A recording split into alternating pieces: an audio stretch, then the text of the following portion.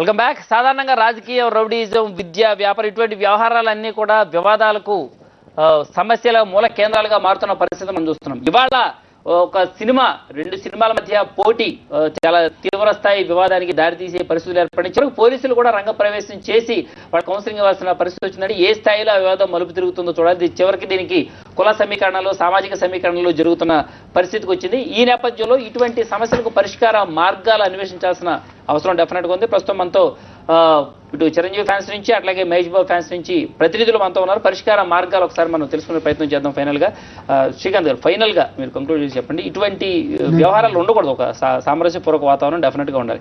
ఈ వాతావరణం రావాలంటే, భవిష్యత్తు ఇటువంటి వివాదాలు, చిన్న చిన్న వివాదాలు లేకుండా ఉండాలంటే ఏం జరగాల్సిన అవసరం ఉంది? సంయమనం పాటించాలి.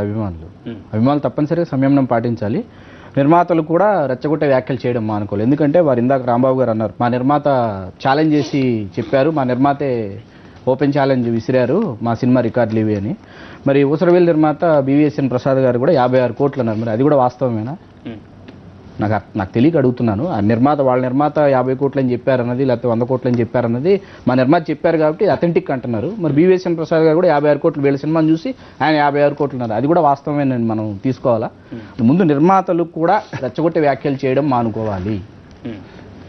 అభిమానులు రెచ్చగొట్టే కార్యక్రమాలకి ముగింపు పలకాలి. ఎందుకంటే అభిమానుల మధ్య, అభిమాన సంఘాల మధ్య చాలా కాలంగా సుహృద్భావ వాతావరణం నెలకొనుంది. రాంబాబు గారు ఇందాక చెప్పారు, దాంతో నేను ఏకీభవిస్తున్నా. ఎందుకంటే ఇవాళ మనం ఆర్టీసీ క్రాస్ రోడ్స్కి వెళ్ళినా, విజయవాడకి వెళ్ళినా, వైజాగ్కి వెళ్ళినా కూడా ఏంటంటే మీ షేర్ ఎంత, మీ గ్రాస్ ఎంత అని తెలుసుకుని, ఓహో ఇది ఇలా క్రాస్ చేస్తుంది, ఓహో దాన్ని క్రాస్ చేస్తుంది, లేకపోతే 50 డేస్ రన్ మీది కరెక్ట్గా ఇలా వస్తుంది, లేదా మాది 100 డేస్ రన్లో మాది ఇలా వస్తుందని ఒక హెల్దీ ట్రెండ్ అనేది కొనసాగుతుంది. దయచేసి రెచ్చగొట్టే వ్యాఖ్యలు మానుకోవాలి. ఈరోజు దాని మీడియా మరింతగా దయచేసి ఆద్యం పోయిద్దని మేము పాటిస్తున్నామండి. ఇప్పుడు మిత్రుడు చెప్పినట్టు ఊసరవెల్లి గురించి చెప్పారు, మేము దాని జోలికి పోలే. మాకు తెలుసు, పబ్లిక్ తెలుసు, సెకండ్ నుంచి అది ఊసరవెల్లి అక్కడ ఓపెన్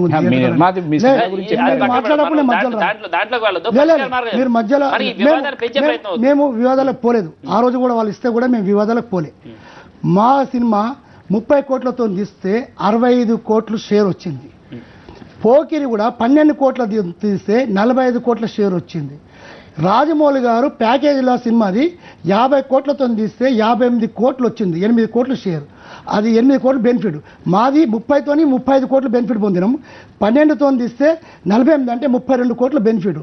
మేము మా ప్రొడ్యూసర్ సెఫ్ సైడా మేము గొప్పనా వాళ్ళు గొప్పనా? అది ఒకటి. రెండో విషయం,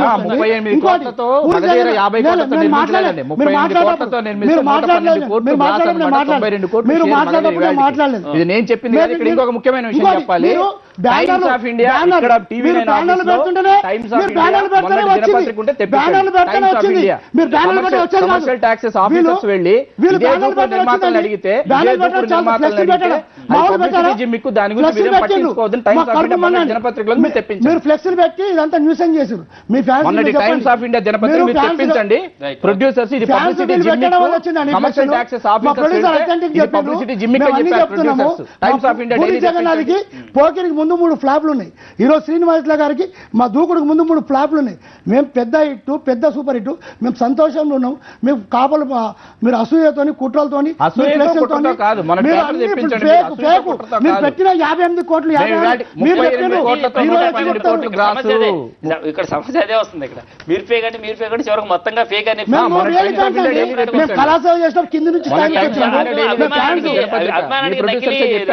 రచయిత గారు వాళ్ళకి బాగా కమర్షియల్ టాక్సెస్ ఆఫీసర్స్ వెళ్తే పబ్లిసిటీ జిమ్మిక్ రచయిత గారు ఎట్లుంటారు డైలీ తెప్పించండి. ప్రొడ్యూసర్ చెప్పారు, మీ టీవీ నైన్ లో చాలా సార్లు వచ్చింది, ఇది రికార్డ్ బ్రేక్ ఇండస్ట్రీ. ప్రొడ్యూసర్ చెప్తే చెప్పారు, మాది టోటల్ గా వచ్చింది కదా. లాస్ట్ వచ్చారు ఏమైంది? ఈ రోజు పరిస్థితి మీరు బ్యానర్ కట్టకపోతే బాగుంటుంది కదా. ఫ్లెక్సీపోతే ఆ పరిస్థితి రాదు.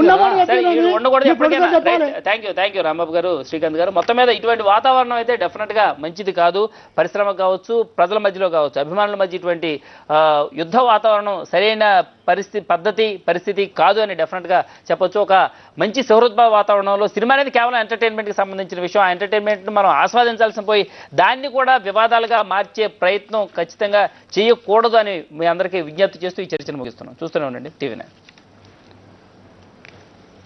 ఇక ఇక్కడి నుంచి ఈ వ్యవహారం నుంచి ప్రాదేశిక వార్తలు అందించడానికి ప్రత్యూష మనకి లైవ్లో